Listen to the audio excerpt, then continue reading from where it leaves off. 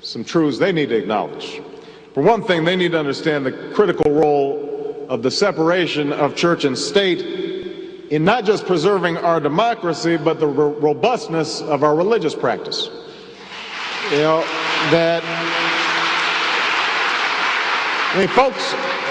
folks tend to forget, during our founding, it wasn't the atheists and the civil libertarians who were the most effective champions of the First Amendment.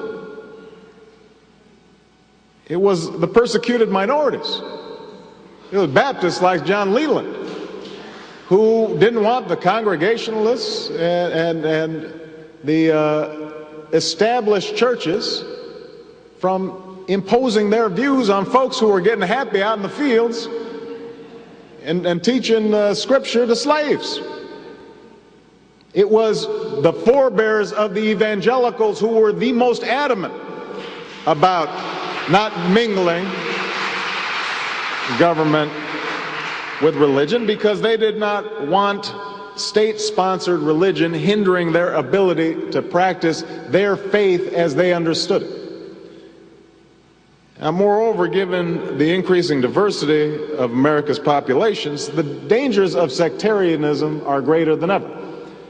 Whatever we once were, we are no longer a Christian nation, at least not just. We are also a Jewish nation, a Muslim nation, and a Buddhist nation, and a Hindu nation, and a nation of non-believers. And even if we did have only Christians in our midst, if we expelled every non-Christian from the United States of America, whose Christianity would we teach in the schools? Would it be James Dobson's or Al Sharpton's? Which passages of Scripture should guide our public policy? Should we go with Leviticus, which suggests slavery is okay and that eating shellfish is an abomination? Or we could go with Deuteronomy, which suggests stoning your child if he strays from the faith? Or should we just stick to the Sermon on the Mount, a passage that is so radical that it's doubtful that our own Defense Department would survive its application? We intuitively understand this, which is why the majority of Catholics practice birth control, and some of those opposed to gay marriage nevertheless are opposed to a constitutional amendment to ban it. Religious leadership needs to understand they don't have to accept such wisdom in counseling their flocks, but they should recognize this wisdom in their politics. Now, a sense of proportion should also guide those who police the boundaries between church and state. Not every mention of God in the public is a breach of the wall of separation. Context matters.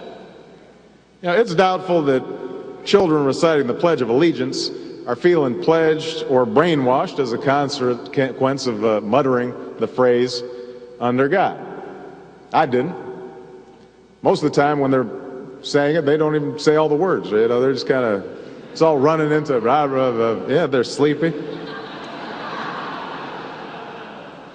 You know, having voluntary student prayer groups use school property to meet should not be a threat any more than use by the high school Republicans or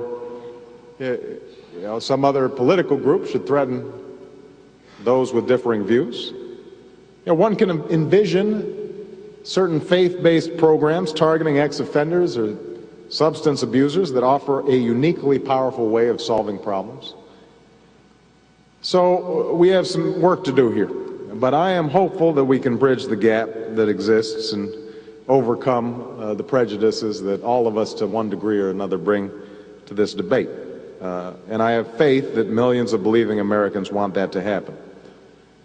No matter how religious they may be or may not be, people are tired of seeing faith used as a tool of attack.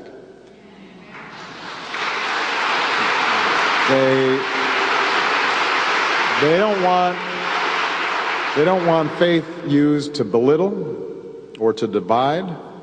They are tired of